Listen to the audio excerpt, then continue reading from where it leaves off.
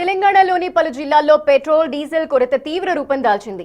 సరఫరాలో అంతరాయం కలగటంతో వాహనదారులు, ముఖ్యంగా రైతులు అష్టకష్టాలు పడుతున్నారు. పలు జిల్లాల్లో పెట్రోల్ డీజిల్ నిల్వలు నిండుకోవడంతో వాహనదారులు తీవ్ర ఆందోళన చెందుతున్నారు.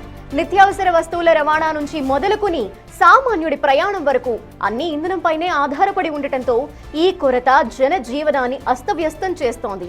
ప్రధానంగా నిర్మల్, ములుగు, వికారాబాద్, యాదాద్రి, భువనగిరి జిల్లాల్లో పరిస్థితి మరింత తీవ్రంగా ఉంది. నిర్మల్ జిల్లా కుబీర్ మండలంలోని మెజారిటీ పెట్రోల్ బంకుల్లో నో స్టాక్ బోర్డులు దర్శనమిస్తున్నాయి. భరత్ పెట్రోల్ బంక్కి కొద్దిపాటి స్టాక్ రావడంతో సమాచారం అందుకున్న వాహనదారులు కిలోమీటర్ల మేర క్యూ కట్టారు. గంటల తరబడి వేచి చూస్తున్నా ఇంధనం దొరుకుతుందన్న గ్యారెంటీ లేకపోవడంతో ప్రజలు అసహనం వ్యక్తం చేస్తున్నారు.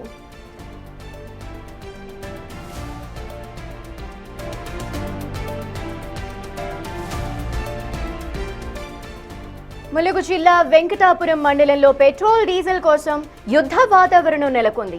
ట్యాంకర్ వచ్చిందన్న వార్త తెలియగానే వాహనదారులు ఎగబడుతున్నారు. నిల్వలు తక్కువగా ఉండటంతో బంకుల వద్ద తోపులాటలు జరుగుతున్నాయి.